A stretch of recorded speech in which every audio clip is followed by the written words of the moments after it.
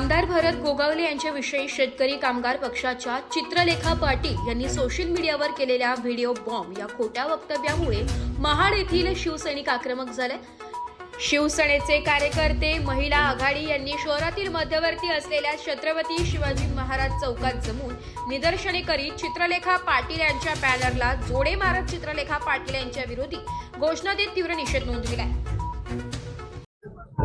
एकंदरीत शेकाप पक्षाच्या चित्रलेखा पाटील यांनी विचित्रपणे ज्या पद्धतीने नामदार भरत गोगावलेंवरती जे बेताल वक्तव्य केलेलं आहे त्याचा पहिल्यांदा शिवसेना पक्षाच्या वतीने मी जाहीरपणे निषेध करते। आज बघितलं तर शेकाप पक्ष हा रायगड जिल्ह्यामध्ये संपुष्टात आलेला पक्ष आहे आणि मग कुठेतरी केलेला हा केविलवाणा जो प्रयत्न आहे, म्हणजे आज नामदार भरत गोगावले यांची आज आपण रायगड जिल्ह्यामध्ये एक ओळख म्हटली तर आज गोरगरिबांचा नेता आणि कष्टकरी दिनदुबळ्यांचा नेता म्हणून आज त्यांची ओळख आहे।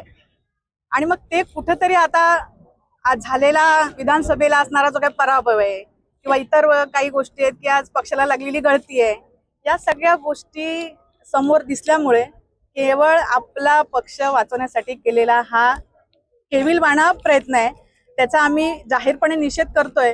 तर मला असं वाटतं त्यांनी जाहीरपणे आज जो व्हिडिओ प्रसारित झालेला आहे प्रसार माध्यमांसमोर, ते एकंदरीत बघताना असं वाटतंय की हा फेक व्हिडिओ आहे। म्हणजे आता पावली साहेबांनी सुद्धा सांगितलं की नामदार भरत गोगावले यांचं एक निशाणी आहे की त्यांच्या हातामध्ये एक ब्रेसलेट असतात। तर मला वाटतं व्हिडिओ बनवताना सुद्धा आपण काय बनवतो हे लक्षात घेतलं पाहिजे। एखाद्या लहान मुलाला सुद्धा कळेल तो व्हिडिओ कसा फेक आहे आणि म्हणून मला वाटतं त्यांनी जाहीरपणे या सगळ्या गोष्टीची माफी मागावी, नाहीतर मग अब्रू नुकसानीच्या दावेला सामोरं जावं। आपल्या सर्वांना माहिती आहे की रडीचा डाव सुरू झालेला आहे।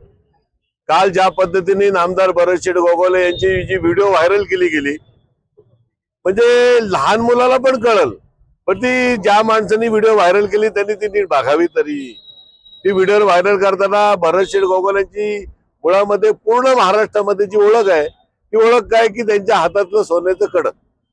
अनेक टीव्ही चॅनलनी त्या बाबतीत त्यांना विचारलं, त्याच्या जागी काल रुद्राक्षाची माळ आली, पण ती रुद्राक्षाची येऊ दे, म्हणजे जो कोण करणार आहे त्याला इतक्या साध्या साध्या गोष्टी माहिती नाहीत। ज्या वेळेला तो व्हिडिओचा शेवट झाला, क्लिअर कट तो लहान पोरगा दिसतोय त्याच्यात, म्हणजे तुम्ही एखाद्याच्या बद्दल इतकी वाईट पद्धतीने बदनामी करायची हा निश्चितपणे निंदनीय नाही। याच्यावरती मी माझं नामदारांशी बोलणं झालंय की त्यांच्यावरती आबरू नुकसानीचा दावा आम्ही निश्चितपणे काढणार आहोत, कारण अशा खोट्या पद्धतीच्या तक्रारी करून काय मिळवणार, हे पूर्णपणे चुकीचं आणि खोटं काम चालू आहे। याचा अर्थ विरोधकांकडे काय आता हत्यार राहिलेली नाही। मराठी न्यूज साठी कोकण विभागीय संपादक निलेश लोखंडे, महाड।